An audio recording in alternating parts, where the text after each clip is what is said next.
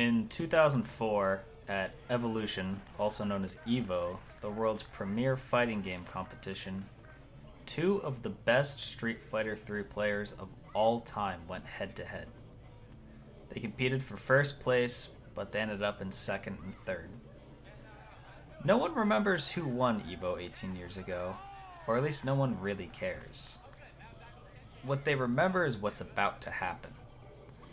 The reason this shaky, handheld video, older than YouTube, older than Mr. Brightside, has 4.5 million views, it's because this moment that's about to happen, known as Evo moment number 37, is the most legendary moment in all of gaming.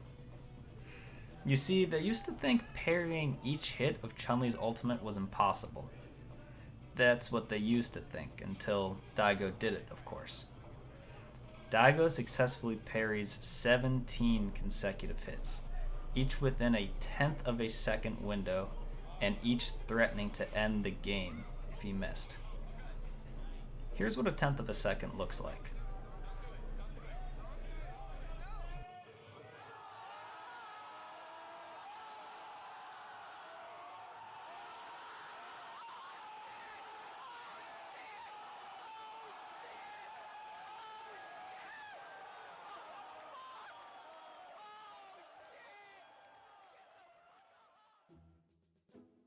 This moment, known as Evo moment number 37, perfectly encapsulates what we love about fighting games. Dedication and skill making the impossible possible. You can't help but feel the electricity in the room. It's the holy grail for people like me. People like us, the F.G.C, the fighting game community. That's what I'm here to talk about today. The fighting game community is simply a collection of hobbyists and professionals that enjoy fighting games. While that might seem like a loose collection of people, the F.G.C is, in reality, the most fascinating and tightly knit microculture I've ever had the pleasure to be a part of. A microculture is a small group within a larger culture. For a group to be considered a microculture, they need certain things, like shared beliefs and values, signifiers to identify each other, and maybe a common history. We're going to look at each of these in the F.G.C. First, folks in this community have tons of belief. Most don't agree about pretty much all of them. Which character is better at what, who's the best Smash player of all time. But the beliefs we can agree on, the ones that unite us into a culture, are improvement, accessibility, equality, responsibility, longevity, and loyalty. We value these things so much, but they're all ancillary to the single primary value at the top of the pyramid, the one that lies in the core of every F.G.C member, the thing that gets us out of bed: competition. This microculture is defined by its competitive nature. The fighting game players are the most competitive people in the world. That's why we're famous for moments like this. Oh! The Undertaker! Oh! We value those who put in the time and effort to grind their skills until they can stand at the top. The F.G.C is one of the most diverse gaming communities there are, and that's on purpose. It doesn't really matter who you are, the only thing that matters is the game. Well, it may be hard to get good, like really hard to get good, like practicing 4 hours a day just to lose 2 games and go home hard. It's really easy to get started. There's always a venue, there's always an open door somewhere nearby, and that's a good thing.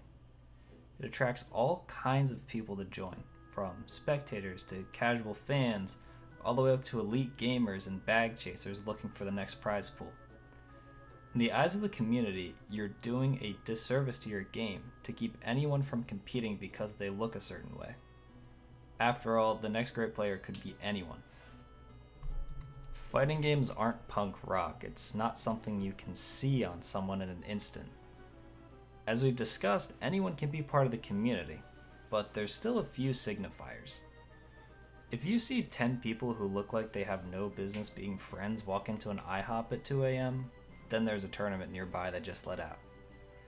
If you see someone with a backpack on during the weekend, you can see wires hanging out and hear controllers being jostled around inside, you probably found one of us in the wild. I know I've been approached dozens of times lugging my monitor on the bus. Someone walks up to me and asks, "Who do I main?"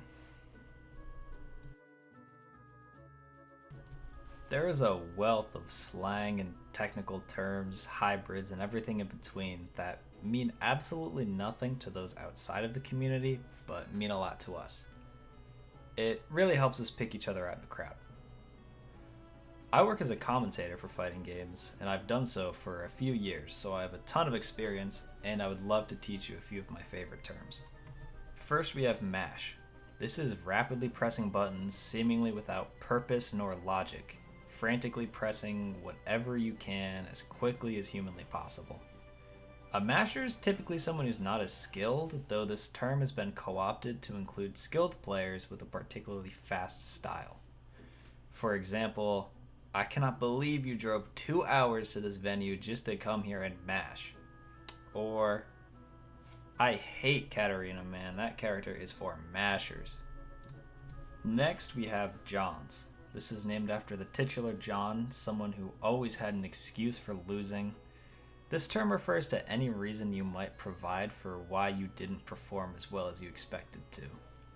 For example, "The TV was too small, my hands were too cold," things like that. Next, we have carried. This refers to someone who plays a character that's so good they might not compete at that level if they didn't play that character.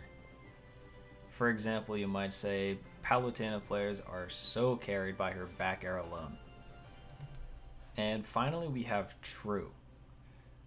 This typically refers to a set of attacks that flow from one to another, where one's opponent isn't able to break out, meaning if you get the first hit, you're guaranteed to get the second. For example, you could say, "Watch out for Ryu's standing medium punch, low hard punch cancel into hurricane kick is true."